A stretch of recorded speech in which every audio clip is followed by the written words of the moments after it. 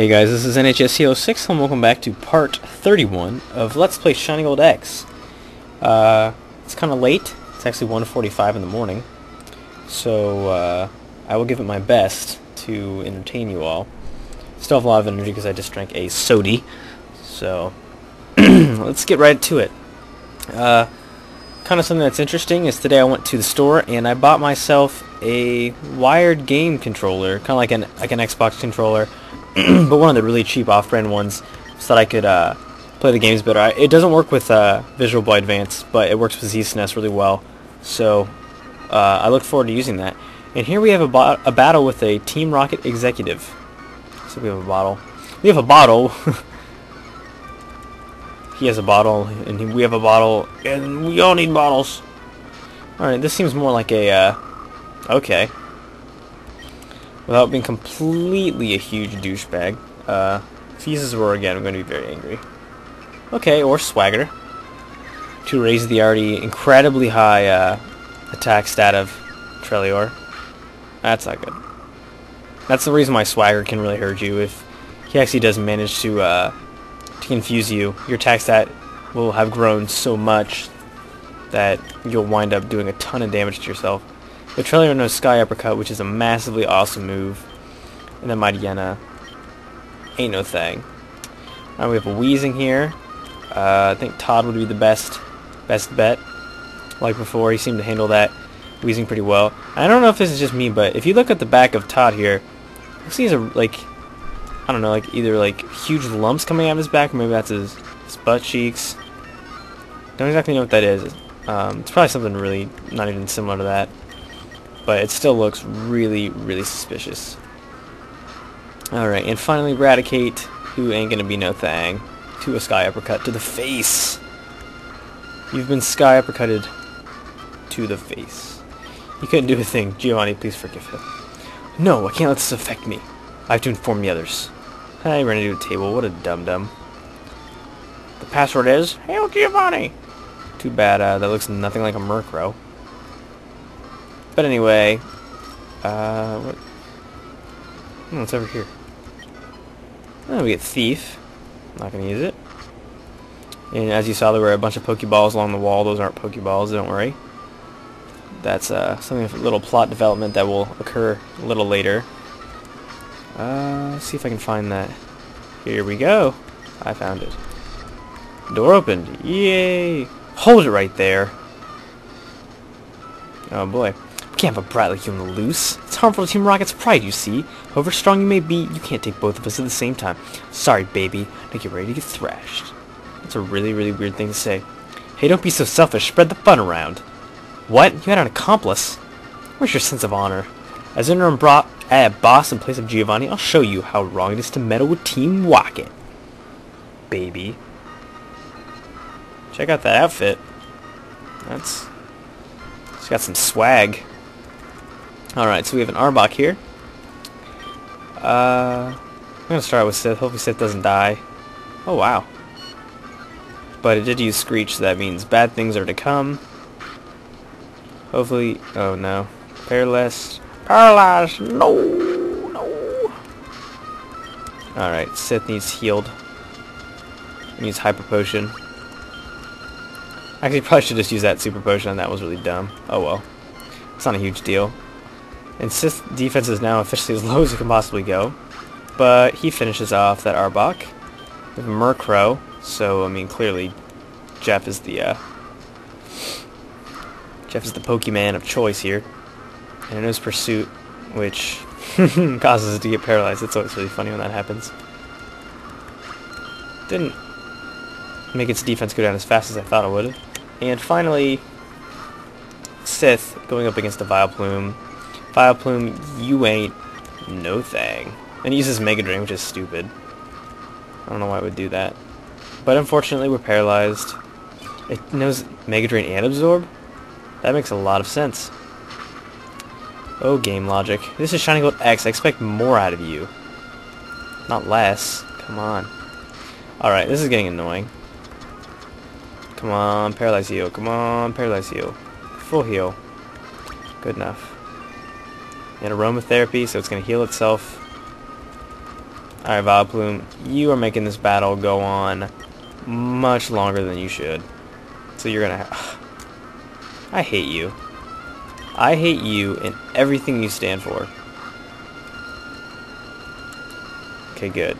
I'm gonna say, if we get paralyzed again, I'm going to be super... Oh my gosh, you're annoying. I'm assuming that that's what the role of this Vileplume is, just to be an annoyer. But it goes down a really weird sound. I don't know how to describe that. Alright. Titch, you really are strong. I don't understand they go ch.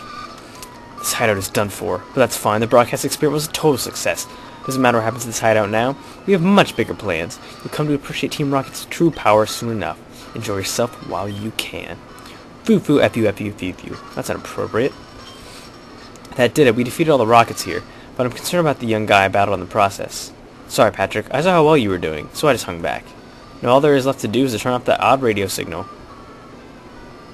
It's the machine that's causing all these problems. I don't see a switch on it. We have no choice. We have to make all the electrode faint. That should stop this machine from transmitting that strange signal. Don't feel guilty. Oh, don't worry. I don't feel guilty. If by any chance you thought that you could go over to the other side and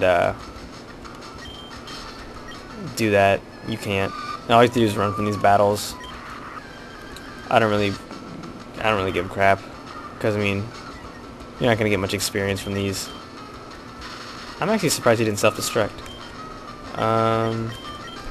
Let's go with Odin Spank. Odin Spark, go! Ouch! Ouch! Ooh, survived. Let's faint this D-bag here. Yeah, like you get like 500 experience points from these. It's really not worth it. And finally, the last level 23 electrode, which is a random number. Maybe it's like that number 23 scary business. Alright, and they're all fainted. And you come back down here, and Lance obviously did it much faster than you did. That odd signal has finally stopped. The lake should be back to normal. You're my hero. Let me thank you on behalf of all the Pokemon. Oh yes, you should take this rare Pokemon. I found it while I was training when I was a bit younger. Yay! Okay. Now that you win all that stuff, you get a Clamperl. I'm not going to have it on the team, obviously, but it knows Whirlpool, which is important because it's the only Pokemon that you can get that knows it. So you'll need to keep that with you while you progress, like when it comes time for the later parts of the game when you have to do stuff involving Whirlpool. So obviously I'm not going to need it right now, but when it comes time for going to like the Whirlpool Islands, obviously it's in the name. The Whirlpool Islands, and then some places in the final city in the game for Johto. I'm not going to ruin it, obviously. So that's that. Okay, now we are on to the, let's see, I think this is the 7th gym. Yes, 7th gym. This is the Mahogany Town Pokemon Gym. The leader is Price with a Y, and Carlos is the only winning trainer. Let's talk to this guy. Price is a veteran who has trained Pokemon for some 50 years. He's said to be good at freezing opponents with Ice-type moves. That means you should melt him with your burning ambition. First off, that's really, really random. And second off, as you can see, this is an Ice-type gym. And she has a parallel term, which I assume has to do with skiing. A lot of these people have, they're part Ice-types. They're not complete Ice-types. Obviously, like a Dugong here is part Ice-type. It's stupid that he would use Rest without having any damage done to it. But a lot of them are water ice, which can be kind of annoying. But overall, I mean, this gym isn't really, it's not horrible.